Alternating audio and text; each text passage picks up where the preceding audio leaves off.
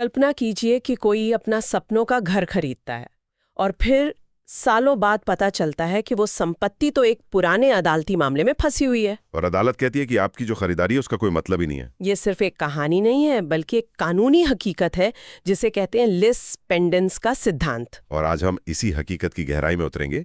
हम बात कर रहे हैं सुप्रीम कोर्ट के एक हालिया और बहुत ही महत्वपूर्ण फैसले की। अलका श्रीरंग चौहान बनाम हेमचंद्र राजाराम भोंसले। ये मामला मैं कहूंगी संपत्ति खरीदने और बेचने वालों के लिए एक बहुत बड़ी सीख है। बिल्कुल। तो आज हम ये समझने की कोशिश करेंगे कि जब कोई प्रॉपर्टी मुकदमे के अधीन हो तो उसे खरीदने के क्या नतीजे हो सकते हैं और कानून आखिर बचाता किसको है, उस इंसान को जिसने पहले दावा किया था या उस खरीदार को जिसने बाद में पैसे दिए। और इस पूरी पड़ताल में हम सिर्फ कहानी नहीं बताएंगे बल्कि कानून की बारीकियों को भी समझेंगे। हम बात करेंगे ट्रांसफर ऑफ प्रॉपर्टी एक्ट की धारा 52 की और सिविल प्रक्रिया संहिता यानी सीपीसी की। जी हाँ। और हम सीपीसी के आदेश 21 के नियमों पर भी गौर करेंगे जिनके आधार पर सुप्रीम कोर्ट ने अपना ये फैसला सुनाया। यहाँ दिलचस्प बात यह है कि कानून कैसे एक मुकदमे के अंतिम परिणाम की पवित्रता को, उसकी सैंक्टिटी को बनाए रखता है। तो चलिए इस कहानी को परत दर परत खोलते हैं। इसके लिए हमें पीछे जाना होगा, बहुत पीछे, सीधे 1973 में। बहुत पहले। तो 1973 में एक संपत्ति बेचने का एक समझौता होता है जिसे हम कहते हैं एग्रीमेंट फॉर सेल। एकदम सीधा साधा सौदा लगता है शुरुआत है, पर फिर जो अक्सर होता है, विक्रेता अपने वादे से मुकर जाता है। वो कहता है मुझे नहीं बेचनी प्रॉपर्टी। और यहीं से शुरू होती है एक लंबी कानूनी लड़ाई। 1986 में, मतलब समझौते के 13 साल बाद, मूल खरीदार अदालत पहुंचता है और वो विशिष्ट प्रदर्शन यानी स्पेसिफिक परफॉर्मेंस के लिए मुकदमा दायर करता है। इस स्पेसिफिक परफॉर्मेंस क्या होता है, इसे थोड़ा आसान भाषा में समझाएंगे? जरूर। इसका मतलब है कि खरीदार को अपना पैसा वापस नहीं चाहिए, उसे वही प्रॉपर्टी चाहिए जिसका सौदा हुआ था। वो अदालत से कह रहा है कि जज साहब, इस विक्रेता को आदेश दीजिए कि वो अपना वादा पूरा करे और ये प्रॉपर्टी मेरे नाम पर करें। अच्छा। और 1990 में अदालत खरीदार के पक्ष में फैसला सुना भी देती है, एक डिक्री पास हो जाती है। तो कहानी तो यहीं खत्म हो जानी चाहिए थी, मतलब खरीदार को उसकी प्रॉपर्टी मिल गई। लगता तो यही है, लेकिन यहीं पर मामला और भी ज्यादा पेचीदा हो जाता है। एक बहुत बड़ा ट्विस्ट आता है। क्या हुआ? जब ये मुकदमा चली रहा था 1986 से 1990 के बीच, उसी दौरान जो मूल विक्रेता था, जिसे अब हम जजमेंट डेटर सेलर कहेंगे, वो उस संपत्ति के कुछ हिस्से तीसरे पक्षों को बेच देता है। ओह, मतलब कोर्ट में केस चल रहा है और बाहर प्रॉपर्टी बेची जा रही है। बिल्कुल। और बात यही नहीं रुकती। बाद में आज के जो अपील करता है, उन्होंने उन्हीं तीसरे पक्षों से वो संपत्ति खरीद ली। तो यहाँ एक पूरी चेन बन गई खरीदारों की। ये बिंदु सबसे महत्वपूर्ण है। संपत्ति का ये जो हस्तांतरण हुआ, ये मुकदमे के लंबित रहने के दौरान हुआ, मतलब पेंडेंटे लाइट। पेंडेंटे लाइट। जी। और यहीं से लिस पेंडेंस का सिद्धांत लागू होता है, जिसका शाब्दिक अर्थ है लंबित मुकदमा। ठीक है, तो ये लिस पेंडेंस, ये सुनने में बहुत भारी लगता है। ये आखिर है क्या और ये इतना महत्वपूर्ण क्यों है? देखिए, ये सिद्धांत ट्रांसफर ऑफ प्रॉपर्टी एक्ट 1882 की धारा 52 में दिया गया है। अब सेक्शन नंबर को भूल जाइए, इसके पीछे की सोच को पकड़िए। ये धारा सीधी सी बात कहती है कि अगर किसी अचल संपत्ति जैसे जमीन या मकान पर कोई मुकदमा चल रहा है, तो उस मुकदमे के दौरान उस संपत्ति को किसी भी पक्ष द्वारा बेचा या ट्रांसफर नहीं किया जा सकता, जिससे दूसरे पक्ष के अधिकारों पर कोई बुरा असर पड़े। सरल शब्दों में, अगर आप मुकदमे के दौरान ऐसी कोई संपत्ति खरीदते हैं तो आपका जो अधिकार है वो उस मुकदमे के अंतिम निर्णय के अधीन होगा। एकदम सही। अगर फैसला आपके बेचने वाले के खिलाफ जाता है तो आपका सौदा भी, आप समझिए, शून्य हो जाएगा। उसकी कोई कानूनी वैधता नहीं रहेगी। तो इसका मतलब ये है कि खरीदार को पता हो या न हो कि केस चल रहा है, इससे कोई फर्क नहीं पड़ता। बिल्कुल कोई फर्क नहीं पड़ता। और सुप्रीम कोर्ट ने अपने फैसले में इसी बात पर बहुत जोर दिया। अच्छा, उन्होंने कहा कि इस मामले में तो अपीलकर्ताओं को मुकदमे के बारे में पूरी जानकारी थी, लेकिन अगर नहीं भी होती तब भी कानूनी यही रहता। यहाँ सिर्फ एक सवाल प्रासंगिक है, क्या हस्तांतरण पेंडेंटे लाइट था? मतलब क्या सौदा मुकदमा चलने के दौरान हुआ?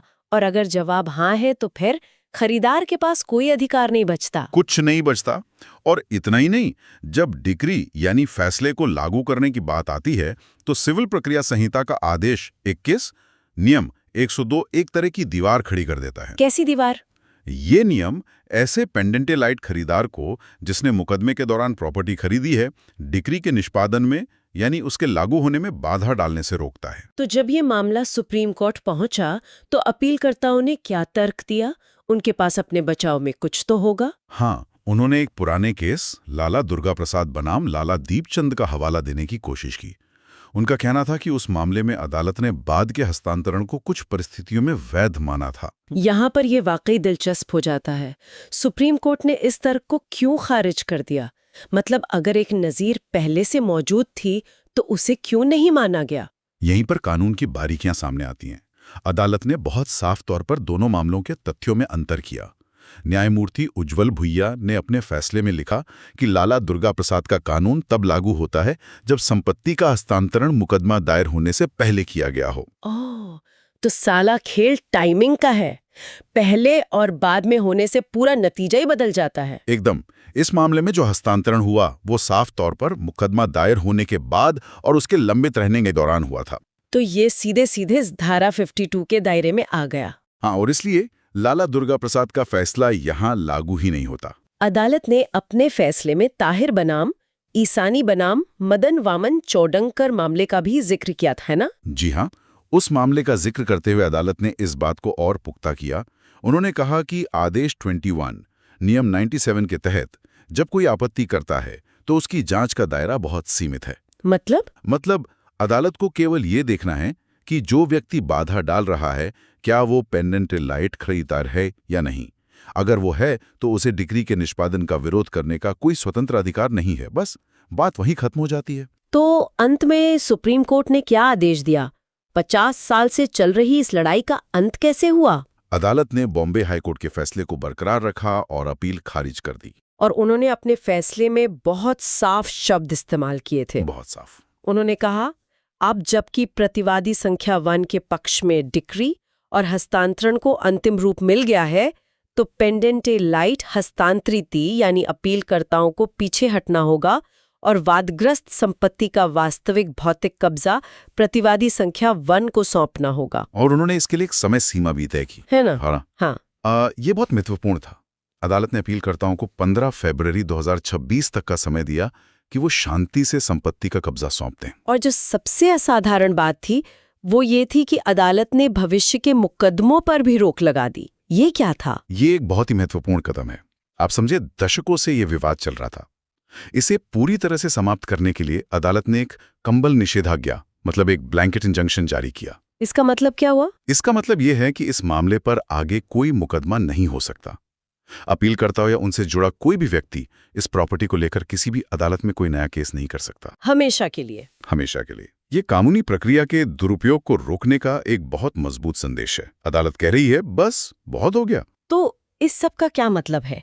इस पूरे विश्लेषण से सबसे बड़ी सीख क्या है? सबसे बड़ी सीख यह है कि लिज पेंडेंस का सिद्धांत बहुत शक्तिशाली है। ये सिर्फ एक कानूनी नियम नहीं है, ये न्यायिक प्रक्रिया की आत्मा की रक्षा करता है। ये सुनिश्चित करता है कि अदालती कार्यवाही को कोई संपत्ति बेचकर विफल नहीं कर सकता और किसी भी संपत्ति को खरीदने से पहले खरीदार की ये परम जिम्मेदारी है कि वो पूरी तरह से जांच पड़ताल करें, जिसे हम ड्यू डिलिजेंस कहते हैं। उसे ये सुनिश्चित करना होगा कि संपत्ति किसी भी तरह के मुकदमे में फंसी ना हो। बिल्कुल, क्योंकि अगर फंसी है तो कानून आपकी मदद नहीं करेगा। ये एक तरफ तो न्याय सुनिश्चित करता है क्योंकि जिसने पहले दावा किया उसे उसका हक मिलता है, लेकिन दूसरी तरफ ये एक गंभीर सवाल भी खड़ा करता है। बिल्कुल, हर सख्त कानून के दो पहलू होते हैं। तो हमारे सुनने वालों के लिए एक अंतिम विचार, सोचिए, क्या ये कठोर नियम जो मूल दावेदार के लिए न्याय सुनिश्चित करता है किसी ऐसे बाद के खरीदार के लिए एक अनुचित जाल बना सकता है जिसने शायद पूरी सद्भावना से काम किया हो लेकिन उसे मुकदमे की जानकारी ना हो? कानून में संतुलन कहाँ होना चाहिए न्यायिक प्रक्रिया की पवित्रता और एक निर्दोष खरीदार के हितों के बीच?